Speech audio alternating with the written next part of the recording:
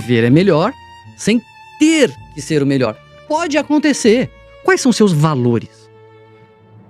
Na lata, você engasga. Medíocre significa aquele que está no meio. E eu me questiono disso. Em que momento estar no meio passou a ser sinônimo de estar abaixo? Se você, para fazer isso, tiver que sacrificar tudo, você está disposto? Quando se fala assim, está aumentando o uso de antidepressivos, eu falo que bom. Por mais que aumente, ainda vai ser pouco. Quer dizer, eu não acho bom que as pessoas estejam deprimidas. Pelo amor de Deus, né? Outro dia eu falei isso no Instagram, as pessoas falam, então você acha... Não, elas estão deprimidas. Elas estão deprimidas, que bom que elas tomam remédio. Que foi uma das grandes viradas de chave da pandemia. A pandemia, se imaginava que ela ia causar um tsunami de doenças mentais, e ela não causou. Em algumas populações mais vulneráveis, teve um aumento de depressão, de quadros ansiosos.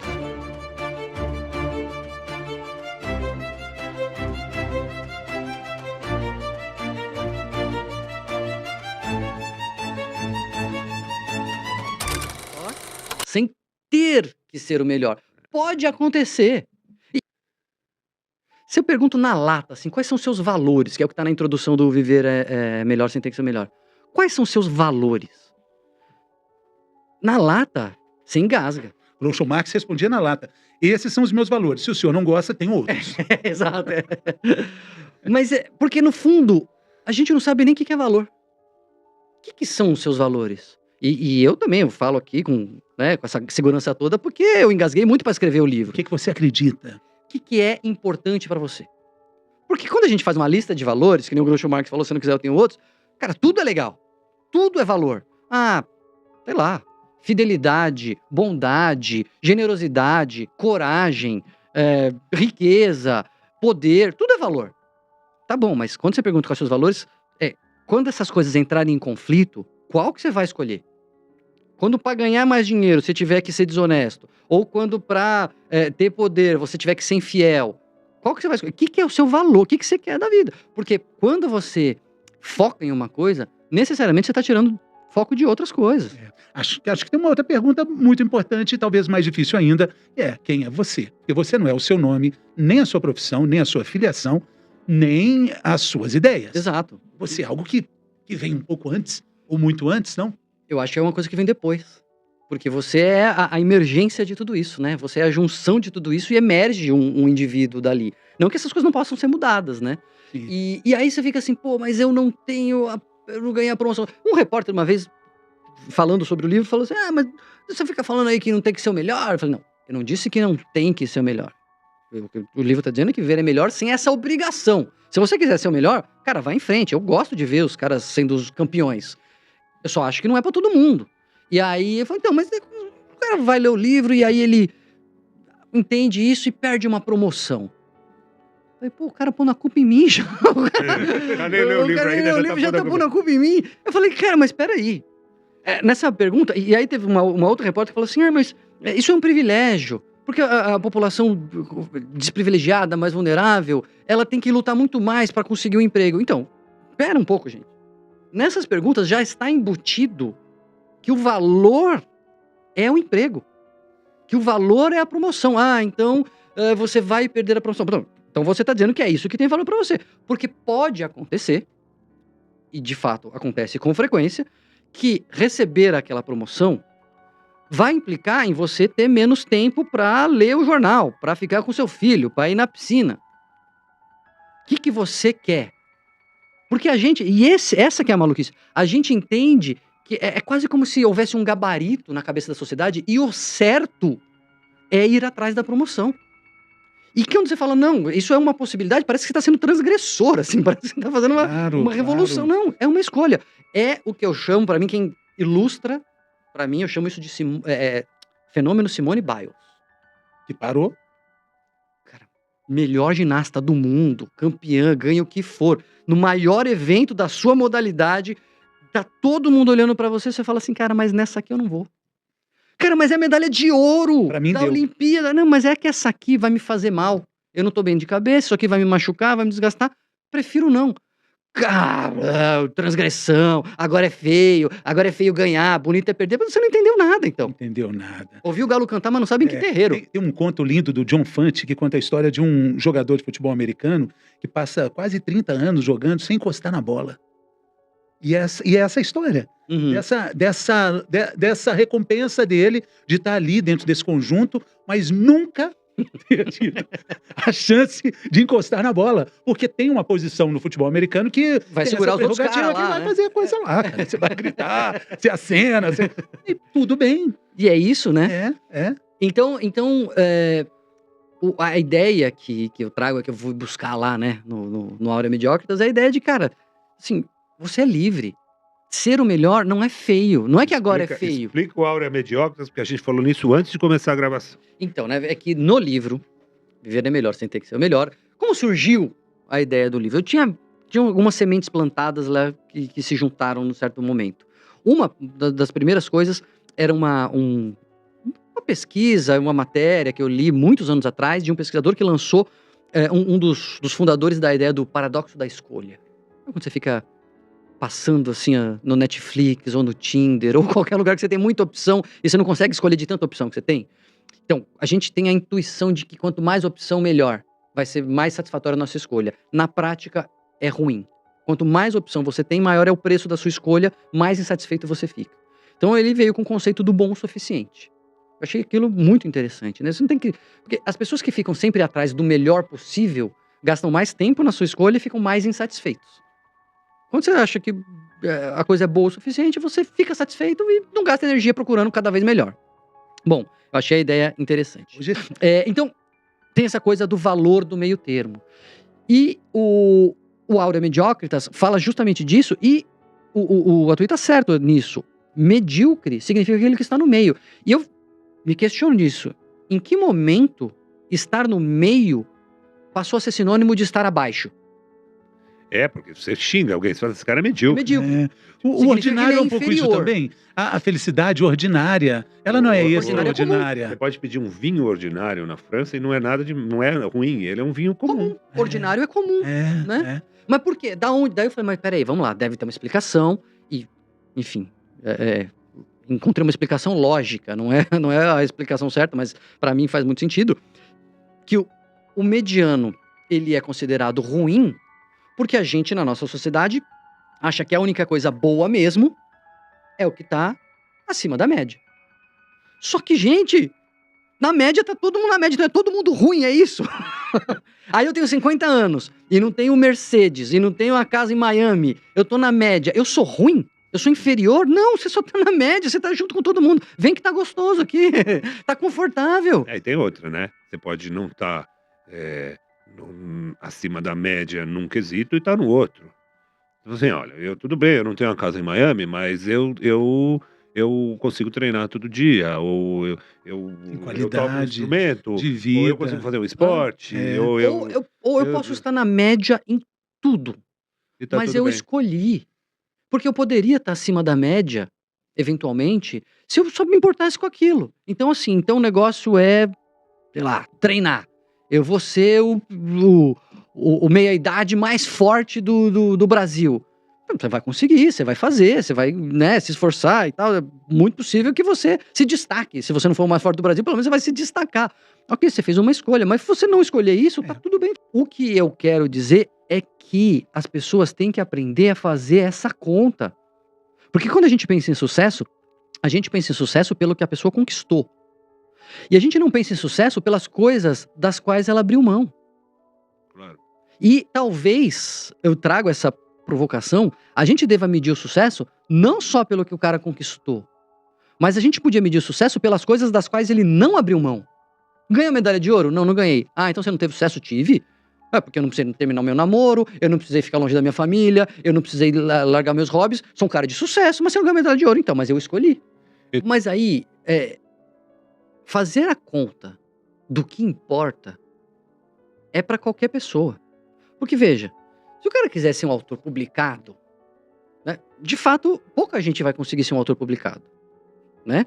E aí é muito fácil para você, porque você é um autor publicado.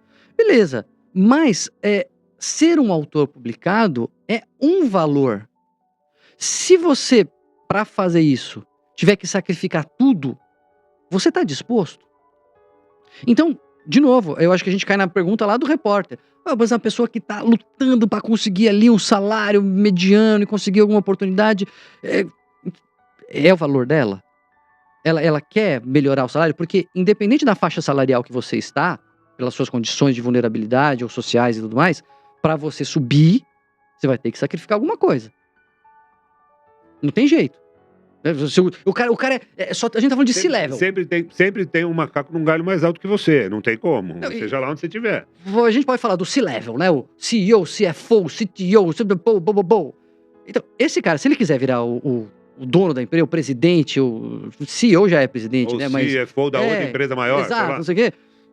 Ele vai sacrificar coisas. É o valor pra ele. Aí fala, mas e no chão da fábrica? Tá bom, se o chão da fábrica quiser virar supervisor, ele vai sacrificar coisas.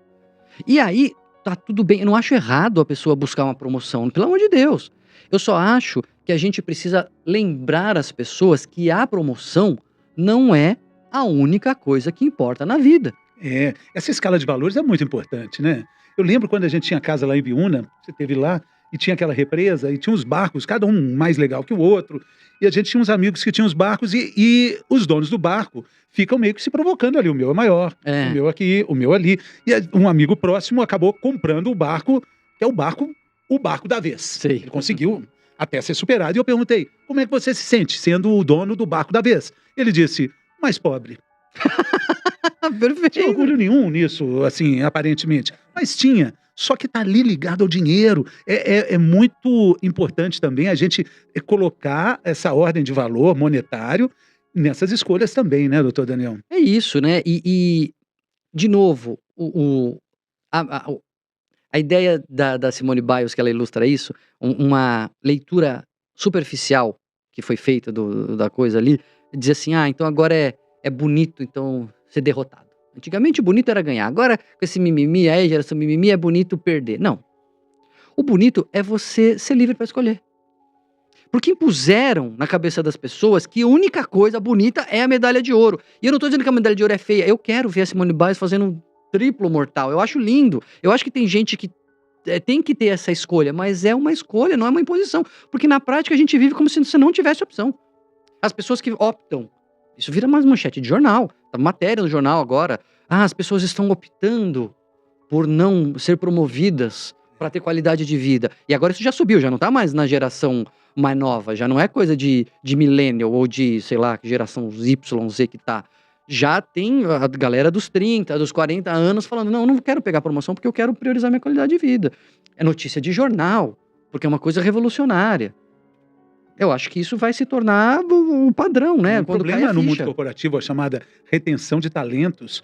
Esses jovens formados em diversas áreas, não quero, não, tá chato. Tá chato, não quero mais. E vai embora. Não é mais importante ter o carro, ter a casa, ter os bens, ter o status de ser um profissional. Mas eu não acho que é uma questão geracional. Eu não acho que é uma característica dessa geração. Eu acho que é uma característica da nossa era, dos nossos tempos. É que começa, toda a revolução, toda a mudança começa pela geração mais nova. Mas eu tenho visto isso já entrar idade adentro, já tenho visto gente, fiz uma enquete no meu grupo da minha turma, né, de faculdade de medicina, pessoal chegando em volta dos 50, vocês estão acelerando, vocês estão desacelerando, vocês estão tocando de lado? Deu praticamente um terço, assim. Como você tá? Eu já tô desacelerando. Tive privilégio, tenho essa possibilidade de desacelerar, mas eu poderia estar ganhando mais. Eu poderia estar neste momento trabalhando mais para ganhar mais ainda. E aí eu falei, não, tem uma hora que tem que... Eu fiz a conta... O podcast aqui, pra mim, é uma diversão. A maioria do meu tempo eu gasto com coisas que não me dão dinheiro. É como se eu estivesse desacelerando. O tempo que eu tô aqui, eu podia estar, talvez, ganhando mais dinheiro. Exato, mas é isso, eu fiz uma escolha. Com certeza. Porque, na verdade, esse valor intelectual, ele nunca vai deixar de existir na profissão de vocês, na minha profissão. Então, ler livros, estudar, fazer cursos, ocasionalmente dar uma aula, participar de eventos, isso é com o maior prazer, né? Assim, acaba que você também ganha dinheiro com isso, você pode ganhar dinheiro com isso, mas isso é de uma alegria tão grande, né? Sim. Esse alimento de conhecer, né? De saber, né? Quando começaram as coisas das lives na pandemia, uma amiga começou a fazer, e ela pediu pra eu fazer uma live com ela, né? Aí, Não lembro como a gente chegou no assunto, mas eu falei que eu não ganhava nada com o meu canal. Tem um canal no YouTube que me dá, ele não se paga, ou praticamente se paga, não ganho dinheiro com ele, tem que gravar vídeo e tal, não sei o quê. Que tem as colunas na rádio, que não tem salário, se tem anunciante ganha, se não tem, não ganha.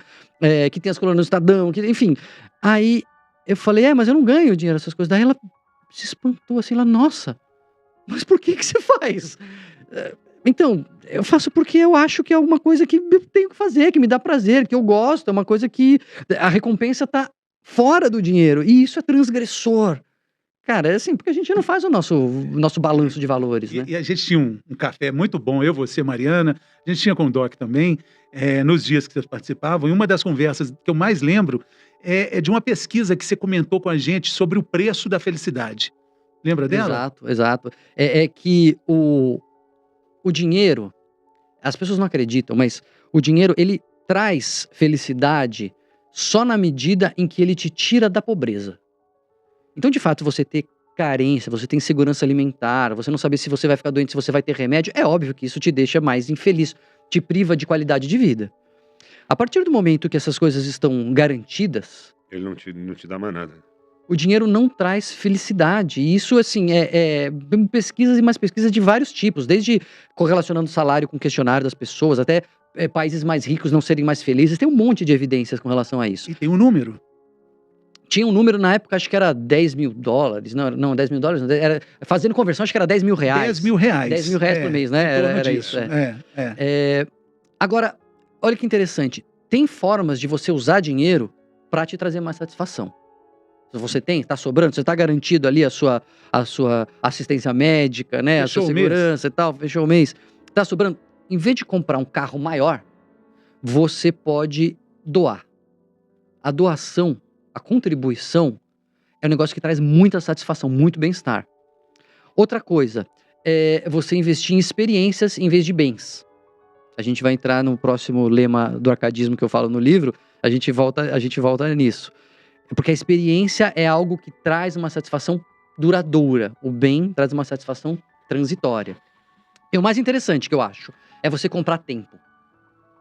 Você comprar tempo. Você usar o dinheiro. E isso é uma coisa, foi uma pesquisa feita no Canadá, que vários níveis de renda, mesmo pessoas ricas, não têm isso muito claro, não tinham isso muito claro. Que você usar dinheiro para você se livrar de coisas chatas do dia a dia, que não te agregam como pessoa, mas que te roubam tempo, é uma coisa que te traz satisfação. Porque se você consegue pagar alguém para fazer uma coisa que você não quer fazer, se você tiver um tempo para ficar com a sua família ou para fazer um esporte, você está comprando tempo bom. Exato. Você está trocando tempo ruim por tempo bom. Desde um despachante até uma máquina de lavar louça, sabe assim? Táxi, é o que seja. Táxi, Então são coisas interessantes. O dinheiro não é que o dinheiro é amaldiçoado, né? E se você encostar, você vai ficar infeliz. Mas você tem que saber. A gente saber. está vivendo um momento dentro do Hospital Sírio-Libanês, sabe, Daniel e Fernando, que a diretoria me procurou e procurou algumas outras pessoas que trabalham com voluntariado. Assim, a maioria dos nossos ouvintes sabe que eu trabalho com medicina dos índios, no Xingu Mascatu, nos inspecionados da saúde. E aí a gente está fundando uma comissão, um grupo de voluntários do corpo clínico do hospital. Porque os médicos do hospital, muitas vezes, eles querem doar o tempo, querem doar o seu conhecimento, querem doar, inclusive, dinheiro, mas não sabem muito onde, não se sente muito seguro, se vai se meter em fria. Por exemplo, eu sou psiquiatra, eu sou cirurgião, eu quero doar o meu tempo como cirurgião. Pô, mas vou chegar lá, vou me meter numa fria. Não, então o próprio grupo está gerindo isso para dar condições para que aquelas pessoas que são médicos bem-sucedidos, que são médicos, possam exercer vamos dizer, essa vocação de doar, de ser voluntário. E está bombando, está sendo sensacional o apoio da dona Denise Jafé e do Fernando Ganei, né, que é diretor do hospital. O negócio está florescendo. Que legal. E logo nós vamos ter novidades a esse respeito. Bacana. Boa. É isso, é o que você falou. Agora, tem um assunto recente também, Doc, tema de um post recente seu no Instagram, a importância de aprender e saber e praticar o não. O não. O não. O não ajuda a ser feliz, né? Mas sabe que foi uma ficha que me caiu recentemente, né? Porque muitas pessoas perguntam, Daniel, mas você faz um monte de coisa, né? Como é que você faz tanta coisa? E tal. E aí eu descobri que eu sou um cara pouco disponível. Eu não sou muito isso, mas a pessoa vem chegar pedindo coisa. Tanto é que nós estamos tentando você aqui Ah, mentira. há muito tempo. Que tem mentira. muito tempo. Eu falo muito não. Eu falo muito mais não do que sim. Teve gente que comentou, eu sei, né? Tem gente que já me chamou pra coisa que eu falei não. Porque, gente, a coisa preciosa é um bem que você não recupera. Dinheiro você pode correr atrás, bem você pode correr atrás. O tempo você não consegue recuperar o que já foi, né? Então, de novo, é uma coisa que tem que cair a ficha, porque a gente acha que tem que agradar. Para fazer tem que o falar não, você tem que assim. ter a lista de prerrogativas de prioridades. Se você não Tem que ter tiver seus essa valores. lista, você De não fala não. novo, volta. Se você não tiver uma É. lista do que você É. quer, você não consegue falar não, porque você se perde, né? Pois é, o que tem sentido fazer na vida? É. Você só vai saber o que tem sentido pra você fazer na sua vida, se você souber o que você quer da sua vida. Exatamente. A poesia, a arte, elas, desde o que o mundo é mundo, a poesia e a arte vem ajudando, né? O arcadismo te ajudou. Eu queria que você citasse alguns insights que você teve para que o nosso público também tenha. Claro. A gente tava falando aqui do comprar experiências e não comprar bens, né? Enfim, então, quando eu lembrei do Áurea Mediocritas, voltando aqui pro meio termo, eu fui pro arcadismo, que eu queria escrever sobre a mediocridade, sobre o valor de estar na média, de estar satisfeito com o bom o suficiente e não querer sempre o melhor, fui atrás. Aí eu relembrei os outros temas, os outros lemas do arcadismo. Foi Carpe Carpe diem, diem. Carpe diem. o Fugire Urbem, fugir da cidade, o Carpe diem, aproveite o dia, e o Inutilia Truncat, se livre do que é inútil. Rapaz, aí eu comecei a olhar esses negócios e falei, gente, é mais legal do que eu pensei. Todos os lemas aqui do arcadismo, se livrar do que é inútil, fugir da cidade, Aproveitar aproveitar o dia. são relevantes. Você não precisa ficar maluco que nem o Tomás Antônio Gonzaga, achar que ele é o Dirceu, chamar a mulher dele de Marília, imaginar que ele é um pastor. Você não precisa fazer isso. Não, aquilo né? era jogo de cena. Aquilo era tudo jogo bem, de né? cena. Mas, aquilo era um pouco demais, né? Não, então, É mas... porque as ovelhinhas, não sei o quê. Mas o próprio Fugir Urban, né? Esse é um tema interessante. O Fuja da cidade. Você pode interpretar que é uma coisa meio hipócrita, porque eles mesmos não fugiam. Eles moravam na cidade. E a gente pode pensar, eu falo isso no livro, que, bom, mas pera um pouquinho. As cidades estão cada vez maiores. O mundo está se urbanizando cada vez mais. Alguma coisa de bom a cidade tem. Por que as pessoas estão saindo do campo e indo para a cidade no mundo inteiro? Então a cidade traz benefícios. A cidade tem um apelo. A cidade traz, sei lá, segurança, traz oportunidade, traz hospital. Não é que assim, a gente vai morar no campo, então tá bom, então a Fugir Urban, eu vou morar no campo. Não. O que eu acho que o lema nos desperta é a gente lembrar o preço que a gente paga por estar na cidade. Porque, de fato, a vida urbana, a vida moderna, ela impõe para nós um custo que não é pequeno. De afastamento da natureza, de afastamento da nossa natureza, do tipo de alimentação que a gente tem, do nosso padrão de sono, da desconexão que a gente tem com o mundo natural, né? E quando a gente começa a lembrar disso, a gente traz isso para a consciência, a gente não pode dar como barato, isso é assim mesmo. Vir para a cidade, então, significa dormir mal, significa estar sempre cheio de luz ou cheio de barulho. Não, pera um pouco, isso aqui é ruim. Então eu quero vir para a cidade, mas vou fugir da cidade mesmo estando na cidade. Seja em alguns momentos de um passeio no Os japoneses têm um banho de floresta. Eu cito o banho de floresta, que é uma coisa que o Ministério da Saúde do Japão recomenda, você passar ali uns 20 minutos conectado com a natureza, e isso tem efeitos visíveis, detectáveis em pressão arterial, em liberação de cortisol, hormônios do estresse e tudo A mais. gente é natural, a gente é da natureza. Exatamente. Teve um filme que fez um razoável sucesso, chamava Na Natureza Selvagem, Sim. não sei se você assistiu, Uhum. que é um menino brilhante que foge de tudo e vai morar no meio do mato. Rico, né? Rico, larga, abre mão do dinheiro, abre mão de uma universidade, acho que ele tinha entrado, uma belíssima de uma universidade, e vai morar num ônibus abandonado no Alasca, e acaba que ele, por causa desse idealismo dele, ele acaba se envenenando com alguma coisa e morre. Fiz spoiler. Legal. É um filme antigo. Então é muito grave. É muito grave. Então, quando se fala assim, tá aumentando o uso de antidepressivos, eu falo, que bom. Por mais que aumente, ainda vai ser pouco.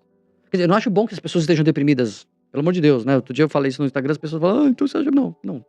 Não, elas estão deprimidas. Elas estão deprimidas, que bom que elas não tomam remédio. Que foi uma das grandes viradas de chave da pandemia. A pandemia, se imaginava que ela ia causar um tsunami de doenças mentais, e ela não causou. Em algumas populações mais vulneráveis, teve um aumento de depressão, de quadros ansiosos, mas não veio aquele tsunami de doenças mentais. As pessoas falam, mas muito mais gente começou o tratamento. Então, foi gente que caiu a ficha que estava doente que não sabia. E muita gente doente que nem sabe. Então, Existe. Tipo assim, eu fico preso dentro de casa com a família falou, tem alguma coisa errada. Separação. Realmente, separação, tem um tsunami de separação. E isso sim. falou-se muito de saúde mental, né? Na pandemia falou-se muito, o tema veio para o primeiro plano, assim. Então as pessoas ficaram mais informadas e buscaram mais tratamento. Então eu acho que tem muito a ver com isso, entendeu? E aí tem os outros lemas, né? O Carpe Diem, que ficou famoso com o Sociedade de Poetas Mortos, né? Tem um gráfico no livro, pena que a gente não tá com ele aqui. Eu mostro a ocorrência do termo Carpe Diem nos livros, né? Procurei no Google, lá no Google Ngram. Vem assim uma coisa basal ali, de repente, anos 90, o gráfico dispara, assim, né? Carpe Diem pra todo lado, por conta do filme. Mas originalmente o Carpe Diem não tem a ver com meter o pé na jaca, não, né? Aproveita que você não sabe se vai estar vivo amanhã. Tem a ver com a presença, com você estar ali, naquele lugar, e você colher a rosa porque a rosa é transitória. Então é você estar ligado à vida, ligado ao momento, ligado naquilo que está acontecendo, né?